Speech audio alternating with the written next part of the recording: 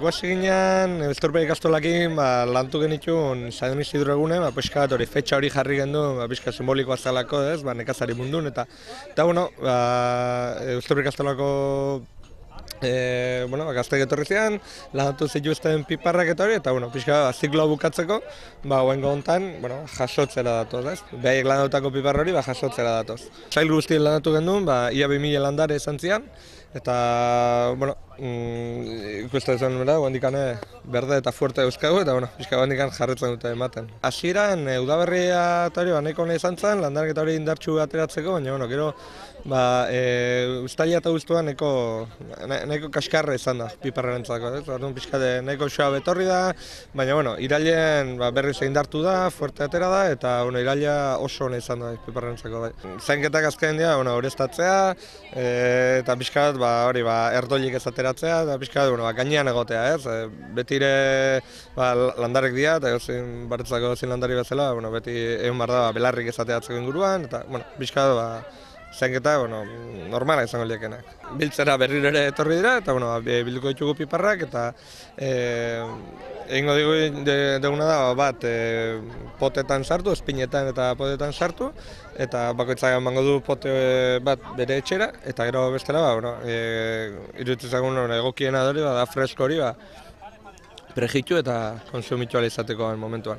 Eta, komentatu behar du, laguntza izan deula Ibarlur kooperatibak eman dizkigu potiak, ozpinare bai, eta pixka behai esker lortuko dugu gaur, ume bakoitzak, gazte bakoitzak, pote bat etxea ematea. Gure helburuetako bat da hori, piparra herriratzea, ez? Orduan, uste dugu, sentsibilizazio lan hau, justu gazteken egin da, lortzen dugula, lortzen da lan bat dela.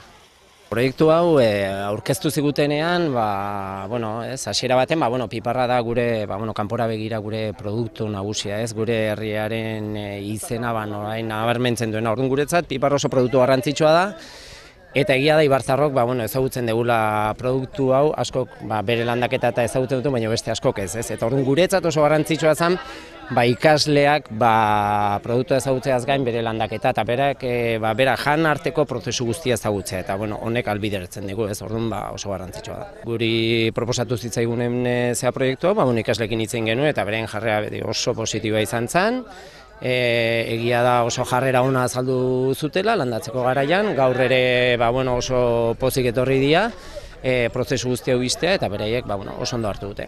Iazko ikasturtean hasi zen, DBH3ko ikasleak izanik, 22 ikaslek parte hartu dute eta prozesua itxiko dute orain, gaur, 22 ikasle hauek DBH4ko kursoan daudelarik. Dudarik gabe, guk printzipioz, nik usten dut bi alde erdietatik asmoa badagoela, aurrera jarraitzeko eta hurrengo urteetan berdin jarraitzeko eta guk, finkatu dugu pixka bat DBH3 eta 3ko ikasleetan hasiera eta DBH4en daudenean bukaera, nolabait iruditzen zaigulako adin egokia dela honen inguruan kontzientzia hartzeko, ez?